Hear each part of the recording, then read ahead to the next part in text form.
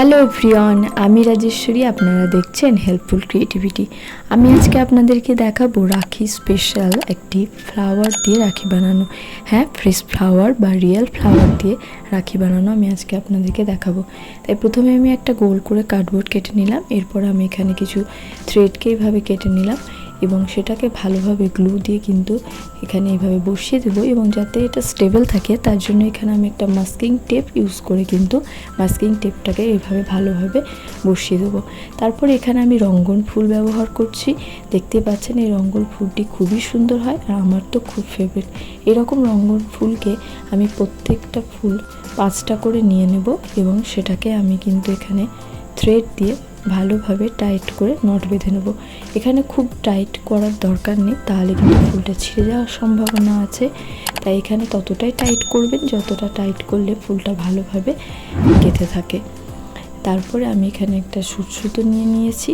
এরপরে এটাকে আমি সেলাই করে করে বসাবো। আপনারা যদি চান তাহলে এখানে কিন্তু হট গ্লু গান ইউজ করেও কাজটি করতে পারেন, বাট সেলাই করে কাজটি করলে বেশি ভালো হয়। যেহেতু এটা রিয়েল ফ্লাওয়ার তাই এটা কিন্তু আরও বেশি করে ফ্রেশ থাকে যদি আপনারা সেলাই করে করেন।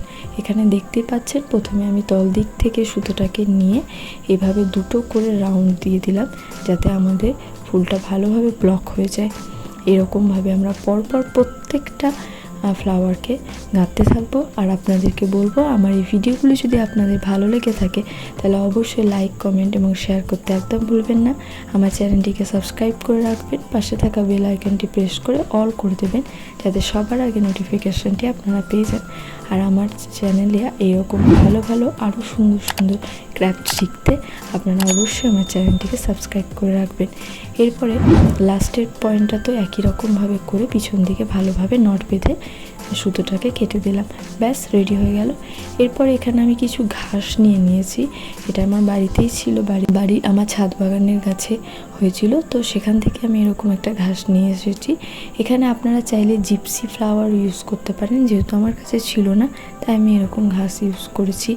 এরপরে এখানে আমি একটা টগর ফুল নিয়ে নিয়েছি।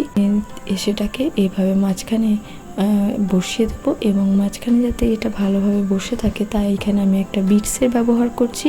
সেই বিটসটাকে দিয়ে আমি আবার এটাকে ভালোভাবে গেঁথে নেব এবং পিছন দিকে নট বেঁধে নেব। তাহলে কিন্তু আমাদের এই রাখিটা রেডি হয়ে যাবে। এরপরে যে ঘাসগুলো আমি বসিয়েছিলাম সেই ঘাসগুলোকে একটু কেটে দেবো যাতে জিনিসটা দেখতে আরও বেশি সুন্দর হয়।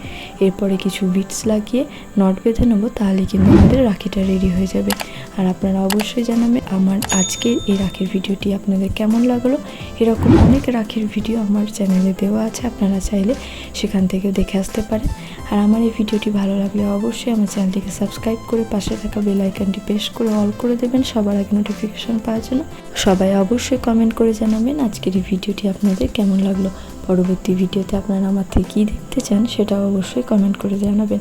দেখা হবে পরবর্তী একটি ভিডিওতে। ততক্ষণের জন্য টাটা, বাই বাই।